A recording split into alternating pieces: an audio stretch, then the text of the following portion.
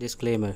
अगर आपको इस व्लॉग की ऑडियो या वीडियो क्वालिटी लो लगे तो उसके लिए हम माज़रत चाहेंगे, क्योंकि ये वीडियो मोबाइल पर शूट की गई थी, जिसकी वजह से क्वालिटी ऐसी है और इस वीडियो को बनाने का मकसद खालिसतन मिज़ाह और तफरीह है, तो लिहाजा इस वीडियो में की जाने वाली बातों को दिल पर मत लीजिएगा। शुक्रिया।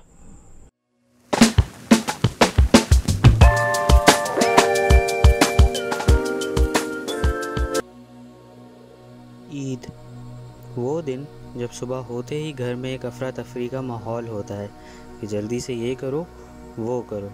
ख़वातीन बावर्ची खाने में जाकर मज़े मज़े के लवाज़मात बनाने लग जाती हैं, तो मर्द हज़रात मस्जिदों को रुख करके नमाज ईद अदा करने चल पड़ते हैं। ईद वो दिन जब फ़िज़ा में हर तरफ एक खुशी और हलचल का समा होता है। छोटे बच्चे इधर से उधर दौड़ भाग कर रहे होते हैं और कुछ बड़ों से ईदी लेने में मसरूफ़ होते हैं।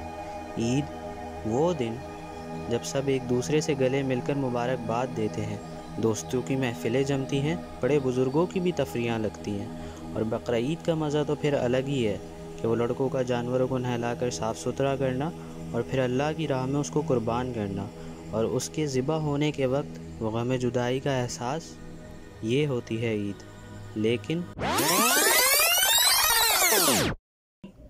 लेकिन फिर आते हैं कुछ हम जैसे बदकिस्मत और पनौती लोग, और हमसे मेरा मतलब है हम स्टूडेंट्स, जिन बेचारों को ना घर का सुकून नसीब है ना बाहर की तफरी।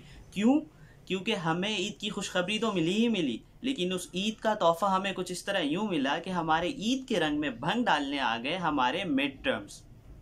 जी हाँ, हमारे मिड टर्म्स। तो लीजिए नाजरीन, ईद के इस खुसूसी मौके पर और आप सबकी पुरजोर मुसर्रत पर हम पेश करने जा रहे हैं our new Eid special telecast, Eid with midst.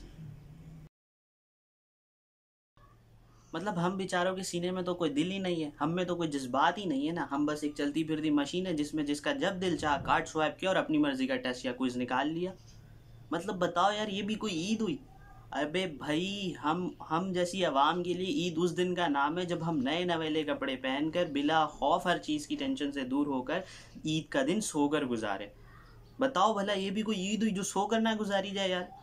मैं तो कहता हूँ जो शख्स ईद के दिन कम से कम एक दिन सोकर ना गुजारे, उसने क्या खाक ईद इंजॉय की है। मिड तो चलो ठीक है, ले लेते, लेकिन 2 दिन इंतज़ार कर लेते, 2 दिन बाद अनाउंसमेंट कर देते। ये ठीक चांद रात को ही अनाउंसमेंट इतनी तफसील में करके हम बेचारे बच्चों का दिल दहलाने की क्या ज़रूरत थी? हमारे बेचारे लड़के गोश्त काटते काटते इस सोच में लग गए हैं कि अगर इस मिड में मार्क्स नहीं आया ना तो एक काम करूंगा, इस ईद में पार्ट टाइम कसाई की जॉब पर लग जाऊंगा। कम से कम घर वाले ये तो बोलेंगे कि हमारा इंजीनियर बच्चा इतना निकम्मा नहीं है। इस एक मिड टर्म ने कितने प्लान कैंसिल किए हैं तुम क्या जानो। इस एक मिड टर्म ने कितने दुख दिए हैं तुम क्या जानो।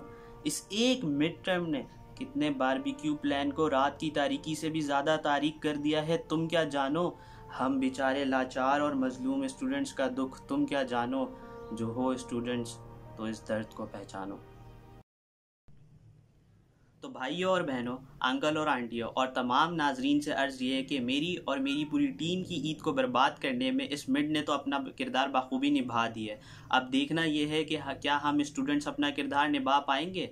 सवाल ये उठता है, क्या हम इन तमाम बंदिशों के बावजूद बारबेक्यू नाइट्स प्लान कर पाएंगे या नहीं। और लीजिए नाजरीन, इसी के साथ हमारा ये प्रोग्राम ईद विद मिड्स पहुँचता है अपने अख्ताम को। अपनी ढेर सारी दुआओं में हमें याद रखिएगा और इस कुर्बानी के वक्त में अपने अतराफ़ की सफाई सुथराई का ख्याल भी रखिएगा। चलते हैं, फिर मिलेंगे। अल्लाह हाफ़िज़।